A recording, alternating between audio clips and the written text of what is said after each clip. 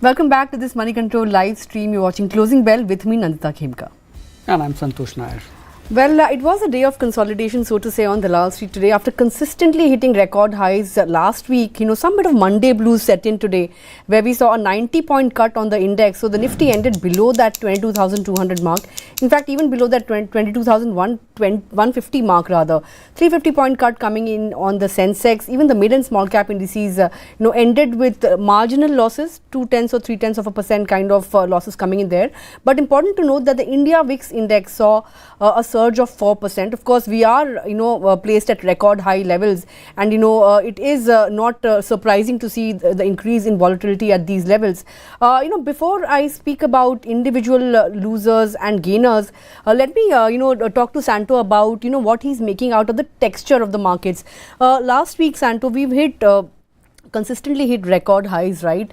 And everybody seems to be talking about a correction that could come in, as we head to general elections, right? But that hasn't happened. So do you think a pre-election rally is still at play, where we see intermittent corrections, or how is the texture of the market really looking like to you right now? See, Nandita, right now everybody is waiting for a correction, but the correction doesn't come. Typically, that is what happens when too many people wish for the same thing. That's one. But I think there's a big difference between what people are saying and what they are actually doing. So a lot of people are saying, yes, valuations have become quite expensive. Stock prices could correct, but at the same time, I don't think, Nandita, anybody is in a mood to sell right now. You've seen a fair bit of selling from foreign funds. They've sold close to about a little over $3.5 billion so far in calendar year. But at the same time, you're seeing very good inflows into mutual funds. Jan was about 18,000 crore net of SIP flows.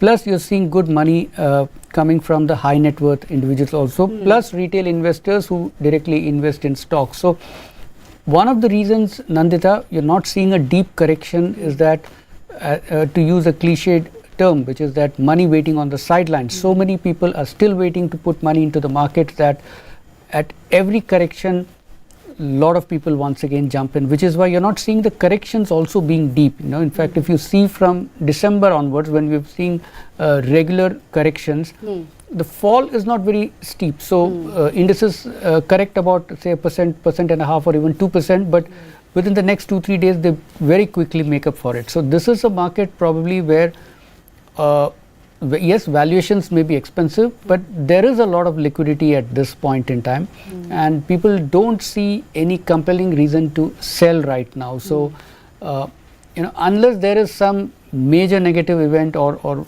something like an accident, I don't think people are in a mood to sell. Yes, a pre-election rally looks pretty much on the cards, Nandita. Right, so it's a bull market that's at play, right? So what are the common mistakes that one tends to make in a bull market, and how can one really avoid it? Because of course we've seen levels that we've never seen before. So everybody wants to jump in, and that correction is not coming. So people who are waiting on the sidelines, what do they really do?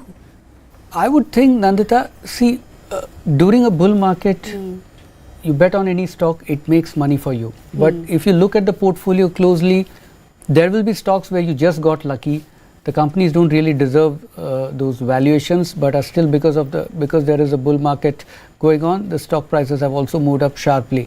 So I think one thing ideally the investors could do is to review their portfolio and start taking profits in some of the stocks where they know the fundamentals are not very sound, that they just got lucky, and maybe hold on to the quality stocks. I think this is a very good time to actually take profits in the not so good stocks in the portfolio, because nobody can ever catch the top or the bottom. People try to do that all the time, but they just come to grief. So rather than trying to figure out where the market will top, it's a good thing to probably let go of some of the stocks where it's very evident that the stocks don't deserve that kind of valuations. Right, that's about the frontline indices and of course, the texture of the market. But let's talk about some of the gainers and losers in today's session. Aside of autos, most of the sectors were in the red today, led by IT, pharma, metals. These are some of the top sectoral laggards. And if you look at individual names, among the gainers, you had the likes of L&T, Power Grid, BPCL, which by the way has been witnessing a lot of correction in the last few days, but today managed to recover from the day's low and end the day with gains of somewhere around 2% or thereabouts. Tata Consumer, SBI Life, Adani group of stocks of course saw some buying interest, so Adani Ports also features on the gainers list. On the flip side, Asian Paints, of course, on the back of heightened competition concerns, we've seen Asian Paints feeling the blues, and of course, it has been in a corrective phase today as well. Top loser, we've got a CLSA downgrade as well on the stock. So reacting to that, Apollo Hospital, Hindalco, Divi's Lab, Tech Mahindra, Tata Steel. So all these pharma, metal and tech names among the losers. On the Nifty 500 as well, some Adani Group stocks, PB Fintech, Infibeam, Bharat Dynamics. You had Paytm, of course, continues to gain, hit upper circuit for a fourth or fifth straight day today. On the flip side, Rain Industries, Alchem Labs, on the back of the tax evasion buzz, the stock lost somewhere around 6 to 7%, although recovered from the day's low. Usha Martin and some of the insurers doing well. But let's talk about the mid-cap end of the markets. That steep correction that everybody was talking about, in the mid-cap space, that even that hasn't happened. We all know that some mid-caps have run up quite a bit. There's froth building. But which are the pockets, according to you, that still have a lot of room, left to rally? Nandita, when you say mid caps, it's very hard to generalize there. You need to take a stock specific approach there. And one indicator probably could be how the companies did during the December quarter. That's time for investors to assess whether once again the valuations, the fundamentals justify the kind of valuations that the market has been willing to give. And the bigger worry right now is that within the mid cap space, you're seeing a lot of companies raise money, and in some cases they're raising money just because there is money available, and ideally that's also the way it should be, right? You are able to raise money when actually you don't need them, and that's what they say in the in business, that you raise money when you don't really need it, because when you badly need it, will be very few people willing to give that to you. So not a bad strategy, but then what is it that these companies are planning to do with their money is also a question that many investors should be asking. Sometimes the fundraiser is quite huge, almost in multiples of annual sales, and in such cases then that extra money sitting on the balance sheet, that has a tendency to depress the return ratios according to fund managers. So that is something that you need to be wary of. Overall, the third quarter numbers, there's nothing really to be euphoric about, barring a few companies which managed to beat expectations by a wide margin. There's nothing to really get euphoric about, and that is something that investors should keep in mind and be a little more careful as they go around selecting their stocks.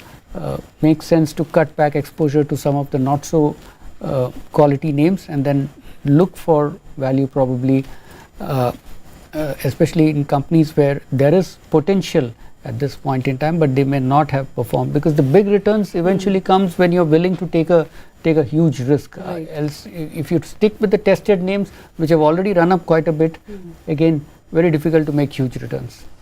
That's true, and we've seen what is happening with I'm not talking about the mid caps, the frontline stocks as well. Look at what Tata Motors has done, for instance. No stopping, but of course fundamentals at play. So you will find a very few naysayers, so to say, for these kind of quality stocks, right?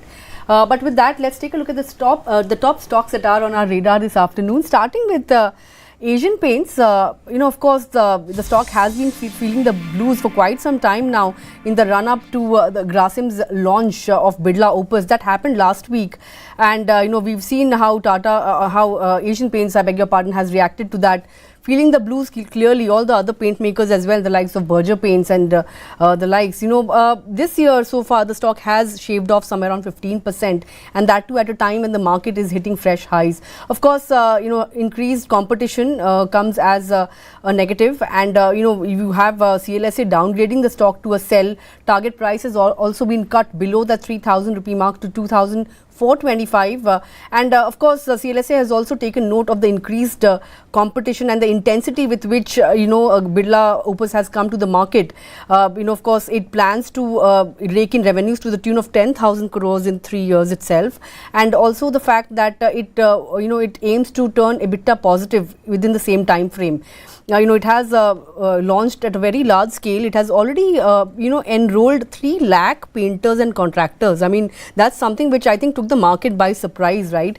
And, of course, global brokerages are wary of Asian Paints, although not all of them are bearish on it. CLSA is, of course, they've cut their FY25, FY26 estimates by 8 and 10%. And they believe that, even despite the shake-up, Asian Paints has the potential to emerge as a leader. But it is not guaranteed. It may not happen, and that too, they have said, they made this statement after looking at the scale with which Birla Opus has launched. In fact, CLSA has also noted that Asian Paints may be poised for a derating, and it is likely to move to its 15-year average multiple as well. Goldman Sachs hasn't really downgraded the stock. They have maintained their neutral rating, target price cut to 2,850 from 3,300. Even as EPS estimate have been cut by 5.2 to 10.9%, sharp cuts coming in there. And they've noted that, the strategy of Birla Opus is way more comprehensive than the street was anticipating. Macquarie, on the other hand, this is one bull case that's emerging. They have an outperformed rating on Asian Paints, target price at 4,000 rupees per share. They've said that Grasim has shared a focus on driving distribution based on product quality and deeper contractor painter connect, right? Which is what I mentioned, 3 lakh painters enrolled. So, of course, anyways, we know that Birla Opus is aiming for the second slot, which puts Berger more at risk, right? But Asian Paints may not, emerge unscathed either, if you look at the market share. Clearly, this has come as a surprise to the market, and I think what is working against Asian Paints at this point in time is expensive valuation. That's been a concern, which has also been one of the reasons the stock has been underperforming for a while now. But let's not write off the market leader so easily. And right now there seems to be a lot of pessimism around Asian Paints. It's not been the market leader for nothing. Clearly it will also hit back in some way. And I'm sure they would have made some kind of, they would have done some, yes, clearly that, that the competition can do A, B or C. So clearly they would have seen this coming to some extent. But the question is how market perceives Asian Paints' ability to take on the competition. That's one. And secondly, also how much of an impact this kind of a battle could have on Asian Paints' margin. So that is something. There's one point I want to make. One of the brokerages has also said that given the fact that Birla Opus has such aggressive targets, a pricing war really may not pan out, right? Because if there's a pricing war, everybody gives deep discounts. It'll be difficult for Birla Opus to also achieve that 10,000 crore rupee revenue target, right, in 3 years. So it would be interesting to watch how really. It's still early days at this point. We can only guess, but clearly what's working against Asian Paints is the expensive valuation. The market may have a rethink on that, because of which we could see some pressure on Asian Paints, and that's also evident in the way analysts have been trimming price targets for Asian Paints. Right. The stock on my radar today is Indus Towers. Now, good comeback by the stock over the last 5 or 6 months. Very sharp run up. It had fallen all the way to around 130 levels, and now it's risen to about 280 rupees.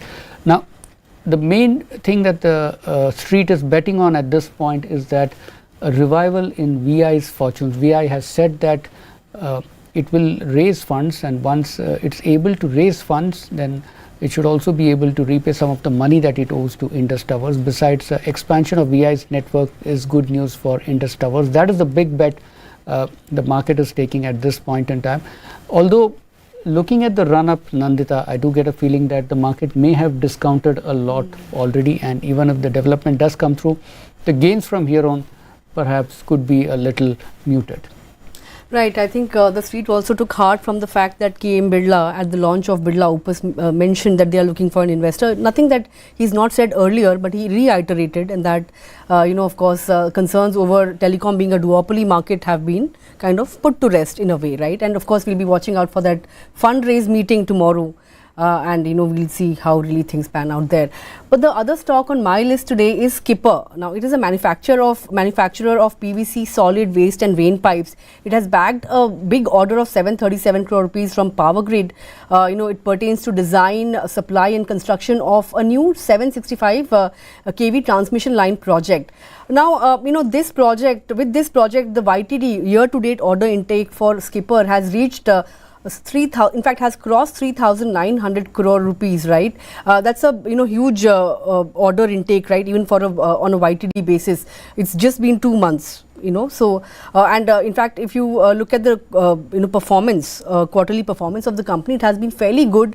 Net profit doubled on a YY basis. In fact, management has said that it expects to report 25% revenue growth and end FY24 with revenue of around 3,000 crore rupees. Management has also guided for 30 to 35% kind of revenue growth for its polymer business. The stock Skipper, it has given multi-bagger returns, 250% kind of gains coming in the last 1 year itself, although return ratios haven't been all that healthy, and with a trailing P of over 50, I don't know, I think if the stock is a little more priced than the street would like, but all in all things are working well for Skipper, and with this order win, it has been pretty charged up in today's session as well. It was up 13% at one point, but it came off significantly from day's high. I think 4% kind of gains is where we saw the stock last at. But Santo, any thoughts? A PE of 50x. Do you think the stock is looking a little expensive at this juncture? Well, it doesn't take long for PE to change, and as they say, in market, that it makes sense to buy when the PE is very high, because if you're betting on an earnings turnaround, that's the best time, because when the PE is high, you won't get much competition to buy the stock, but people generally stay away. Once the PE changes, that is when your net profit, that the numerator goes up significantly, and the EPS changes. That's when everyone will come rushing to buy the stock. So PE can be very deceptive, Nandita. 50, 60. I recall this analyst telling me that when you're betting on steel commodity companies, you should typically buy when the companies are making losses, and that means the PE is infinity, because you've got the denominator as 0. Yeah. Right. So clearly, I don't think PE can be, it's a good indicator, no doubt, but at the same time, it depends on what your bet is, what kind of earnings do you see the company reporting. It's more a play on the expectations of the earnings, I would say. Besides that, even otherwise, if you look at some of the FMCG companies and all, they always trade at a very high PE. So I think, that's a rather long answer to your short question, Nandita. Last stock on my watch list is Wokhard. Again, huge run up in the stock at this point in time. Again, it seems to be a hope story for now. Market is betting big on the company's antibiotic, that is nafithromycin. There are also reports that the company at this point in time is in need of funds. Basically, it's got a promising antibiotic pipeline, no doubt, but for two of them to take it past the finishing line, that's what the Morning Context reported, the company needs some good cash. And there's also chatter about the company planning to raise funds, although these are all speculative. We don't have any independent confirmation on that, but what we know is that there is a lot of buying interest coming in from high net worth individuals, which explains why the stock has risen very sharply. But also, Nandita, institutions are yet to take interest in the stock. That is, domestic institutions in particular have not increased the exposure to the stock, even as the prices have been rising over the last 5 to 6 months. So clearly a hope story. The third quarter numbers were slightly better than expected. The company managed to narrow its losses, but it still needs to demonstrate that it has a winner drug on its hand. There have been too many times in the past when expectations ran high, but the company failed to deliver. So this time probably institutional investors are waiting to see some tangible results before they bet on the company. Right. I think pharma in general also reported a good set of numbers. If you look at the likes of Dr. Reddy's, Sun Pharma, quite good earnings. So, could be termed as the winners of the earnings season. But of course, those were all the stocks that were on our radar this afternoon. With that, we've come to the end of this edition of Closing Bell. But before we say goodbye, I want to just tell Santo that Santo, I think you should continue with this look of yours. I think the market really likes it. We really like it, and the markets have clearly been hitting all-time highs as well consistently ever since I saw Santo sport this particular look. So I think I hope you continue with this look, and markets really aren't complaining as well. But with that, it's a goodbye from me and Santo. Thanks a lot for tuning in. Stay tuned to Money Control for all your other news and updates.